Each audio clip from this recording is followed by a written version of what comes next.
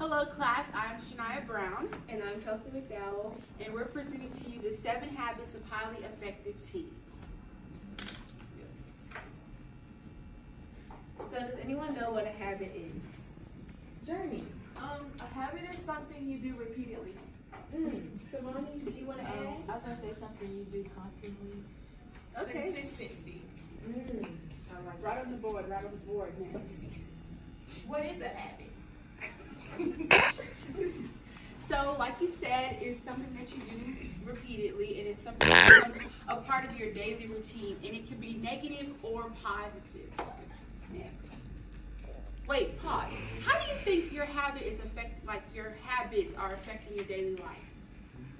Well, it depends on what type of habits they are. Exactly. So just pick one and tell me. Brushing your teeth.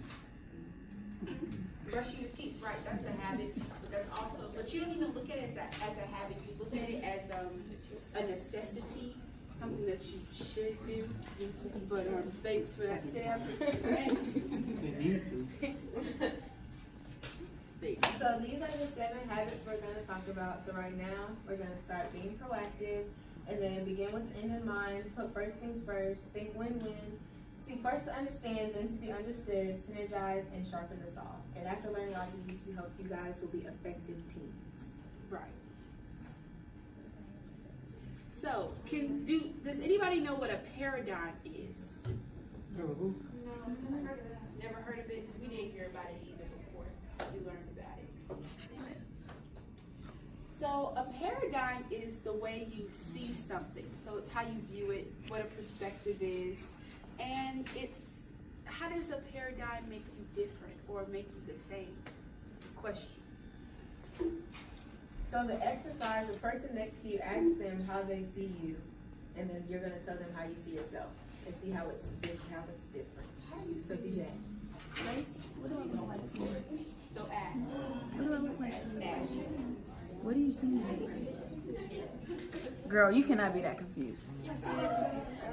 She has to go away. Black, beautiful queen. Okay. Bro, what? Grace, you don't know what we're doing? Alright, how you see me? Okay. How you see me?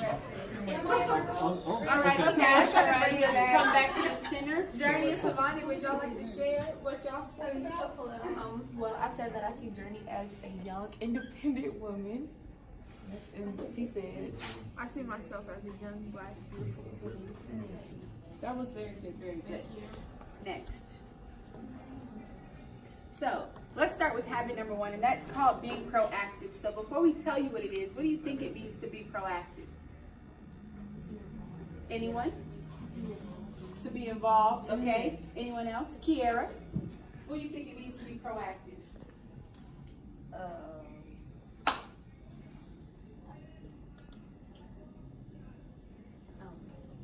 Amaya? Helper? To be proactive means to Alrighty, so be productive. Right, that was good. Be productive. Now, when you think of be proactive, that's kind of a word that you would think that you usually know, but who knows the real meaning to be proactive? Next. So to be proactive means to think before you act and make decisions based on your values. And when you're proactive, you're able to take responsibility for your choices and actions. So it's more of a mindset rather than actions. Next. Now, what's the opposite of proactive, you might say? Reactive. Now, reactive is the opposite. That's the type of person who has a fixed mindset or a negative mindset, or they can't see the positive outcome of something. They only see the negative in the moment. So these are some examples of proactive statements. I'll do it, I can do better, I can. You brush things off without being offended, and you bounce back when bad things happen. Now, reactive is more of the I'll try, that's just how I am, or you're easily offended, or when somebody's critiquing you, you don't want to accept the critiques, or you blame others for your own problems. So, I'm going to ask you, what do you think you can do in your life to be more proactive?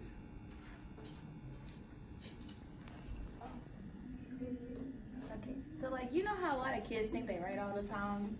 You can probably just like, if you be quiet and listen, Right. it'll be a lot. I think that would be a way better proactive. Oh, very good. That actually goes to another point that we'll be making later on. Savani? A way that I can be proactive is like my homework habits and my procrastination.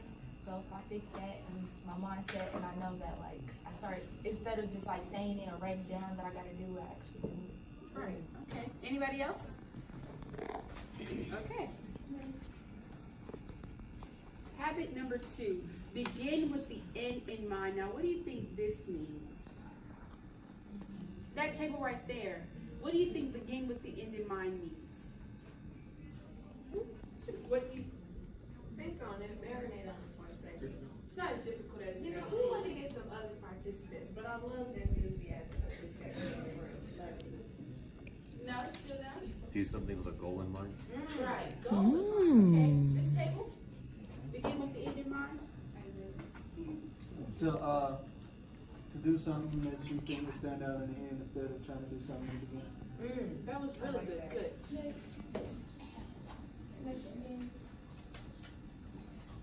So all the things y'all said were right. Planning ahead, setting goals, thinking about decisions and how they will affect you before you do them. Right. Next.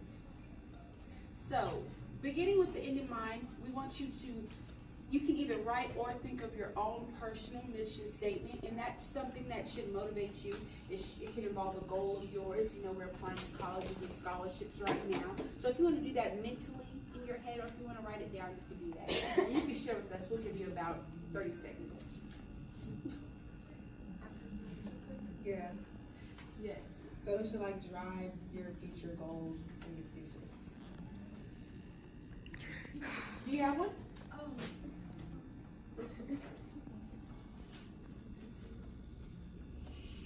All right. 5, 4, 3, 2, 1. Anybody have a personal mission statement? Mariah, what is your personal mission statement going into your future?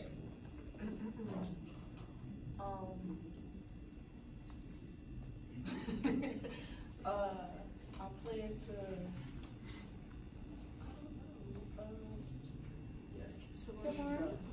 well, I always tell myself, get right or get left. So that means like you get it together or you're gonna be left behind. Okay. I like that. More straightforward. Shania, you want to share yours? Give a good example. Yes, my personal mission statement is a simple 2-worded statement. It's called fall forward. Fall forward means to jump ahead at opportunities, don't hesitate, and don't be afraid of what you think may happen, because if you're afraid, then you're more likely hindering yourself from what possibilities could come. That was good. Next. Habit number 3 is put first things first, and I think this goes in with the being proactive that we already talked about, but we'll talk more on the next slide. So what do you guys think it means to put first things first? Yes. Like, keep your priorities straight. So like, make sure you put your grades before you put TV or something like that. That was very good. Next. So yeah, it means deciding what is most important and taking care of business. Straight to the point, simple. So, putting first things first may require planning, having a calendar so you are organized and able to put top priorities before bottom priorities. And it's also meaning to be disciplined and to be focused, because you can have a calendar, but if you don't follow it, then what's the point? You get it? Okay. Next. What do you do that's important to your life? So Grace? Grace. What's something that you do that's important to your life? Study. Study. That's good. Okay. Cam, what's something that you do that's important? Make money. Okay. And what is something that you do that is not important? Something that if you took out of your life, it could probably benefit you. Sit on your phone. That internet. Anyone else? I binged Orange is the New Black every day I got home. TV. Whew, the death of the world. Oh, so ways you can prioritize is use your phone. You know, we all are on our phones all the time, so why don't we utilize things like our notes and our reminders apps to keep us on track? Create a calendar like we talked about earlier, write down your appointments, make a to-do list, and record your goals so you feel motivated to continue. Right. Next. So habit number 4, think win-win. This is my favorite habit because it incorporates having a positive mindset for not only yourself but others as well. You can't be selfish. You give what you receive in the world. You reap what you sow. Next.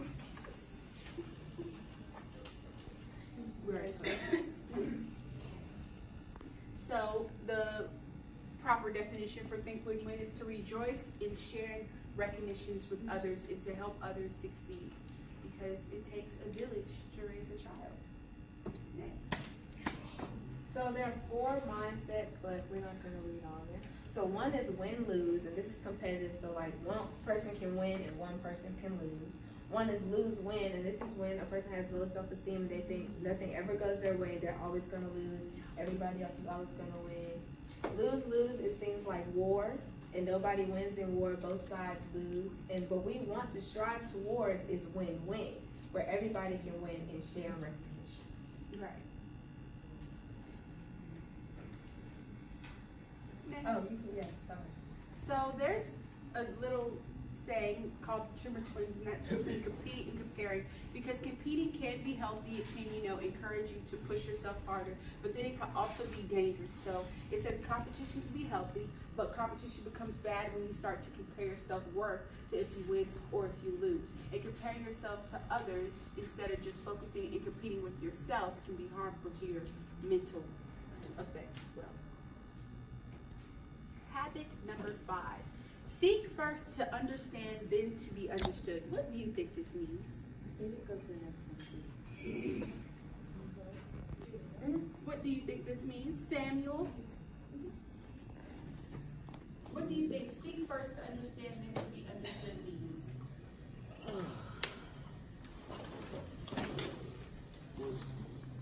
Say it again. Seek first to understand, then to be understood. First. I think it means. Say it again.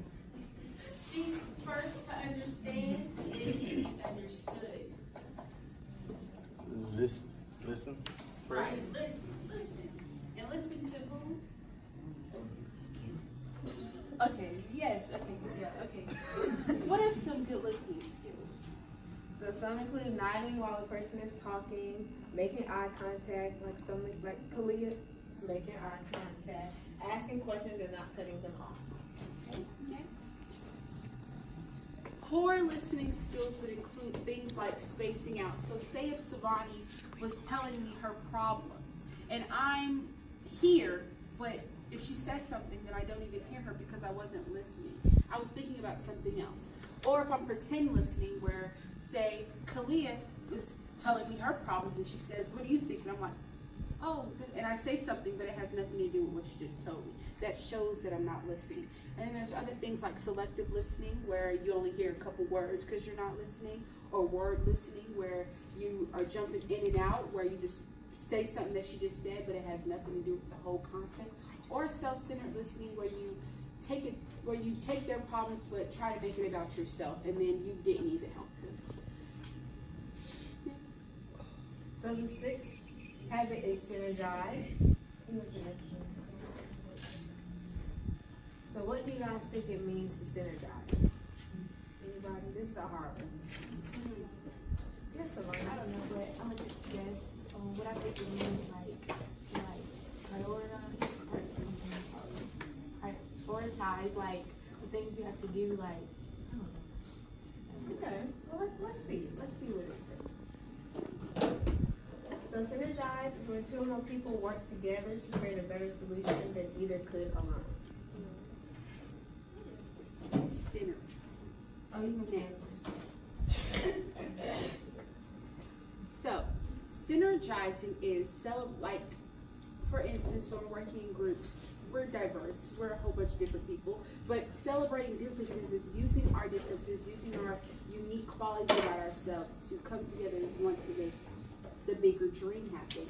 You can also call it teamwork, having open-mindedness, being able to learn and grow from others instead of closing your mind off, or using two brains are better than one, so finding a new and better way to any solution situation. And then synergize would be the opposite. So tolerating differences, working independently. So even when you're in a group, you just move to the side and be like, okay, I'm going to do it all myself. Think you're always right. Not want to take others' input and just compromise. And this last one. The last habit is sharpen the saw. What do you think sharpen the saw means? Monica, you're all the way back there. What do you think sharpen the saw means? I'm not sure. I want you to think about this. I mean, like learning more about a certain thing. That's a good one. Not quite, but it's good. Anybody else? What do you think sharpen the saw means? I don't know. Yes. Sharpen your skills and sharpen yourself. So Okay, that was very good, very good. Journey. Yes, journey. I thought sharpening the saw was like to, I forgot. Oh yeah, to always seek improvement. I like that. So, keeping your personal self sharp so that you can better deal with life. So basically that means continuously every day working to grow yourself. Because once you become stagnant, there's no more to life. If that makes sense. So sharpening the saw involves 4 parts of your life. That's the soul, the mind, the heart, and the body. And once you put work into all 4 of those, you can further yourself as an individual. Exactly. Thank you. That was the 7 habits.